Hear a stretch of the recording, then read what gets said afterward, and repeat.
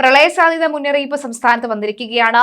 അത് മാത്രമല്ല, നദിയിലെ ജലം അതിന്റെ അളവ് ഉയർന്ന സാഹചര്യമുണ്ട്. മുന്നറിയിപ്പുകൾ ഇല്ലാതെ ചിലയിടങ്ങളിൽ ഡാം തുറക്കുന്നു.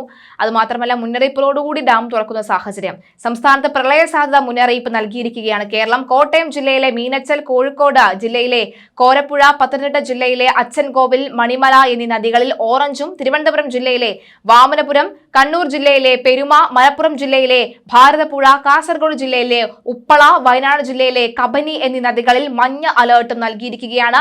ഇതിനാൽ തന്നെ കരയിലുള്ളവർ ജാഗ്രത പാലിക്കുക. അപകടകരമായ രീതിയിൽ ജലനിരപ്പ് ഉയരാനുള്ള സാധ്യതയുണ്ട്.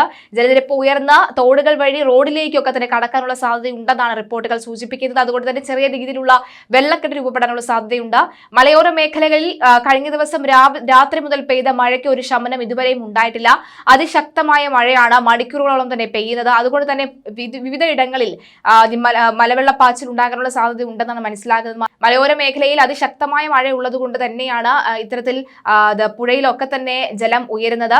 അച്ചൻകോവിൽ നദിയിലെ Kalleli station, Konni GD station, Manimala നദിയിലെ തോണ്ട്ര അതായത് വള്ളംകുളം സ്റ്റേഷൻ എന്നിവിടങ്ങളിൽ ഓറഞ്ച് അലർട്ട് പ്രഖ്യാപിച്ചിട്ടുണ്ട്.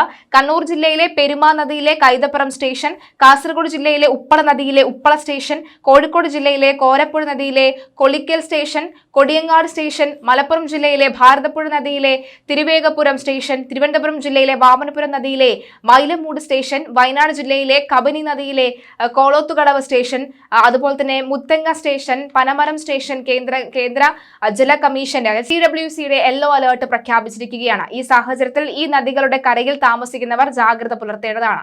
യാതൊരു കാരണവശാലും നദികളിൽ ഇറങ്ങുവാനോ, നദി മുറച്ചു കടക്കുവാനോ, നദികളിൽ ജലം ഉയരുന്നത് കാണാൻ പോകുവാനോ, മീൻ പിടിക്കാൻ പോകുവാനോ ഒന്നും തന്നെ അനുവാദമില്ല. തീരത്തോട് ചേർന്ന് താമസിക്കുന്നവർ ജാഗ്രത പാലിക്കേണ്ടതാണ്. അധികൃതരുടെ നിർദ്ദേശാനുസരണം പ്രളയ സാധ്യതയുള്ള ഇടങ്ങളിൽ നിന്ന് മാറി താമസിക്കാൻ തയ്യാറാവണം.